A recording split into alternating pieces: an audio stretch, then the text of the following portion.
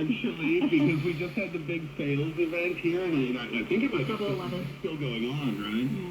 So I was looking, but I don't know which brands are the better brands, and I don't know exactly what prices I should be looking for, so I was going to ask for some help. So yeah, today's talk will be helpful for me. Yes, I think so. And it seems like so much discussion has been surrounding the big, and also may I could say, flat screen TV, because sometimes I feel like on Roundtable, I live in the Middle Ages or whatnot. When I checked out all these different models that we're going to go through, they're all super thin, super big, super flat, and that seems to be the go-to for people these days. And apparently this time around, it's young people that apparently are shoring up the market for big flat screen TVs, and this has become sort of that very welcome injection of hope for TV manufacturing right now. Yeah, and what seems so interesting to me is that a lot of these young people, they're rushing onto websites such as Bilibili to discuss about it, because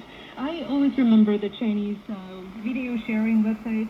Bilibili is just where you get fun, short or long videos posted for young people to just roam around. But apparently lately the term TV becomes the #1 keyword searched on Bilibili, the website, and also with nearly 100% increase in audience viewing in videos under such titles in 2024 compared to that last year. And also keywords such as big screen and ultra big screen are attracting a lot of attention there as well. So, I don't know, like young people nowadays, TVs are hot, right? Yeah, they're going online, even when they're not buying it, they're going online to platforms such as Bilibili to watch other people testing it out, or, what are the biggest trends nowadays, and yeah. And also to go a little bit further into the facts, apparently it's not just any young people, because also can I just say that, buying a TV or a refrigerator or a lot of this home appliance, like the slightly larger items in the house, actually, because they're durable goods, you're not going to switch them every season, every other week, and what are the moments that trigger young people to shell out for a big TV? Gaming, I think, is a big deal. If you go online or if you go into an electronics shop these days, TVs will often advertise, or the company selling the TVs will often advertise, this TV is great for gaming, so I think that's one reason. Another reason would probably be perhaps getting married and going into a new home. We know that when you enter into your new home with your new relationship, you like to have new stuff, and I think TVs is on that list of things that people like to buy. Yeah, I was just reading about this story, and that's reported on news platform 36Ke. So this girl, I'm not sure if it's a girl or boy, but this customer of a TV set, his name is Chen. He's born in the year 2000, and this guy decided to replace his projector. So that's something that's really trendy in previous years, if not earlier this year, that young people tend to get projectors in their home and replace the TV with projectors. But this guy, he decided to replace his projector with a 75-inch 4K ultra-high definition multi-functional TV. And the big reason for that is it's better for socializing, because he's got this having an inviting sense over in his home. Oh, right. And projectors, while turned on, requires you to just draw the curtains and everything turns black so that it has a better definition on the wall or wherever you're projecting the images. But for them, it's like when a room is darkened, it feels like everybody's quiet down. Yeah. I was reading a little bit about that, projectors versus televisions, and what the industry is saying about that is that when TVs were maybe back 10 years ago, when, like I said, the 65-inch TV was the big deal at the time, then you had projectors that could put an image onto a wall of maybe 100 or 120 inches, right? Mm-hmm. So those are two completely different products, because what you're getting for entertainment and how you're receiving that is just too different, right? Mm-hmm. But now with TVs getting bigger, now we're getting into, we talked about 75-inch, but they go bigger than that. Now we're getting into the 100-inch screens, and now the lines are crossing, where you're getting projectors that are basically the same size as television screens, or TVs that can be as big as projected screens. That's one of the reasons.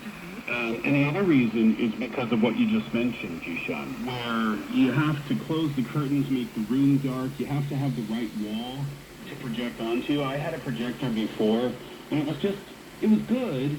It was just kind of annoying in that sense that you needed to have all of these other things, all of these other conditions be perfect in order for you to get a great screen.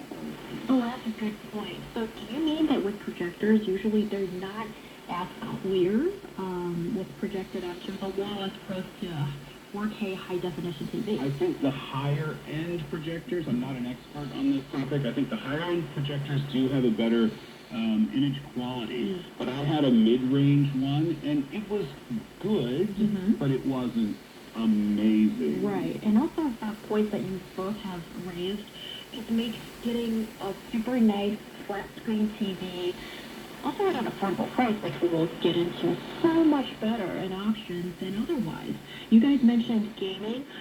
Can projectors enable you to game on a huge screen? I would think no.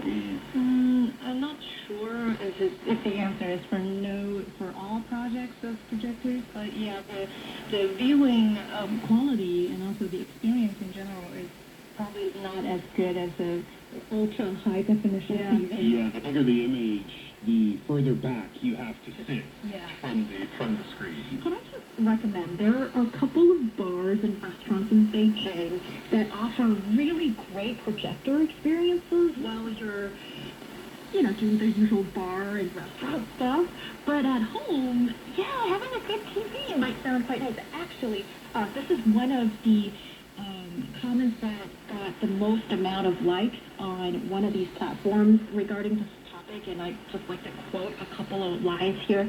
This internet user said, "Spent a few thousand yuan on a TV just to play a 300 yuan game, Black Myth Vintage." And basically saying that without a big screen, it feels like I'm not doing this AAA domestic game justice. So for gamers, or a lot of people out there who do take gaming as a important leisure activity, then having a flat screen TV that can help you enjoy the experience, that becomes important. Hello. That's the reason I bought my 75-inch television when I did. It wasn't the only reason, because movies are just amazing. They really are. And if you get a surround sound speaker system to go along with that, you feel like you're in the theater. And then if you do have that surround sound, your game comes out through that as well. So the sound of the video, it just makes the experience just so much better. Also, you mentioned socializing, right? But could you explain to us, how can a TV help you socialize? It's like for the occasions that I've encountered before, some of the people, they just enjoy inviting their friends over, sitting in the same living room and enjoying playing games on the computer, or rather playing now that's no longer projected on the wall but can display through a very high definition TV. That's one way of socializing for young people nowadays. Or movies. Movies, and what's better, watch sports together. Just enjoy a home cinema, or rather with such a big screen against the wall, and all of you just sitting down, like being there, as if you're watching the game in person, and you're shouting for your favorite groups, and it's just one extra step that takes you to the next level of realism. Yeah, your friends aren't coming over to watch the game on a 22-inch screen. Exactly. But they are coming over to watch the game on a 75 or 85 or 95 or whatever inch screen. Makes you popular among friends. Oh, okay, I guess that's super important. And also, on a big TV, you can, if you're playing a game or you're competing with other folks in the same room on different gaming consoles, then on a big flat screen TV, then it can, let's say, divide the screen up to like 4. And 4 people could be playing on different gaming consoles at the same time, and then you're competing with each other. And that's what I call socializing. Let's get into the cost a little bit, if we could. This is kind of an interesting example because it looks at one very specific size of television, and this is from the United States. This is from market research firm Circana from a story from November 2024, so very, very recent. 38,000 televisions of at least 97 inches sold between January and September of this year. Now, that's a tenfold increase from last year. Improved tech is one of the reasons, and lower prices is one of the reasons as well.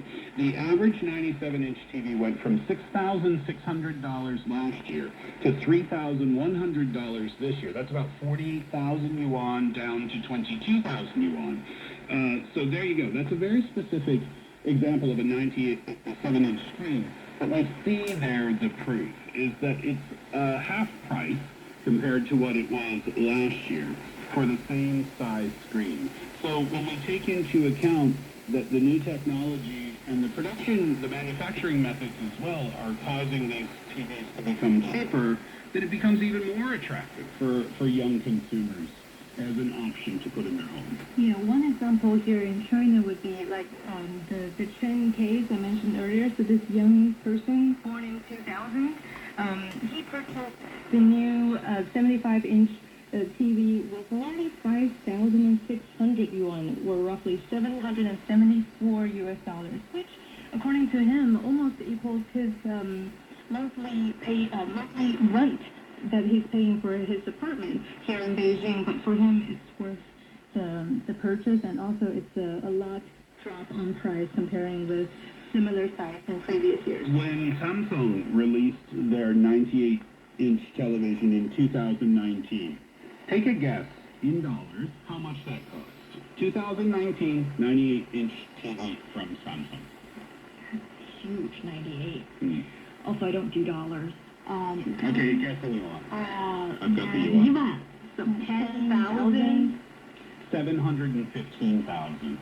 The TV was $99,000 when it came out. 99,000?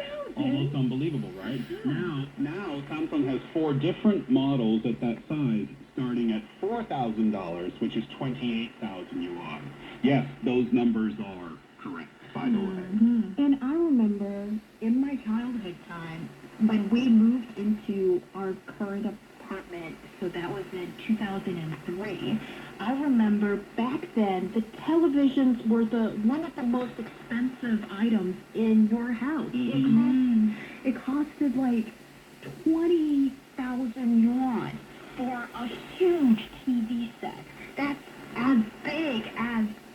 There's nothing comparable in the house anymore. Right. It took 2 grown men and a lot of extra tips for them to remove that TV from our household when we decided to get rid of it 15 years later. But now, like, you can tell from our response, buying a TV for 5,000 yuan, that's considered pretty expensive already. Yeah, right. But it's more acceptable if it's really good. So I think our expectation for this, the cost has really dropped a lot. Yeah, especially for young people nowadays. Now they're looking into the quality of maybe the elevation of quality of life when we're talking about TV consumptions, because nowadays there are so many options. The ones with higher definitions, the one with more like fresher, if not sharper colors, and then there are those with softer illustrations, and young people nowadays, they can choose based on their own preferences, and as long as it's within their say budget, they're willing to pay just a bit higher to get the ideal quality of TVs that they want. And some televisions, this is some of the new tech available, they know what you're watching, meaning they don't know the movie title, I didn't mean that, but the TV knows if you're watching a movie versus a sporting event versus a video game or something, and the TV will adjust to increase sharpness. So you don't even have to do it anymore. That's not in every model, but some of the models, that's some of the new tech that's available. Oh, that's what my TV is doing. And I'm so annoyed by it, because it gets dim when I don't want it to be dim. I might explain. Because, I just switched it to a new model TV. And both of you mentioned, the sentiment of, I'm getting something nice for myself, or, I'm watching my price range, but I don't mind paying maybe a couple extra bucks if it's really nice. So there's this sentiment of, I deserve something better when people are shopping for quality goods. And here, the 75-inch flat-screen TV could be it. Do you think that, the psychology explanation truly holds up here? Yeah, I think so. According to Consumer Technology Association, people buy a new television every 7 years. I'm sure that's different from country to country, but in the United States, that's what the research firm found. So if you're only going to buy something every 7 years, then that's going to make it a pretty exciting event when you do buy it, right? So you feel like you want to treat yourself a little bit. So I do think there is some psychology there.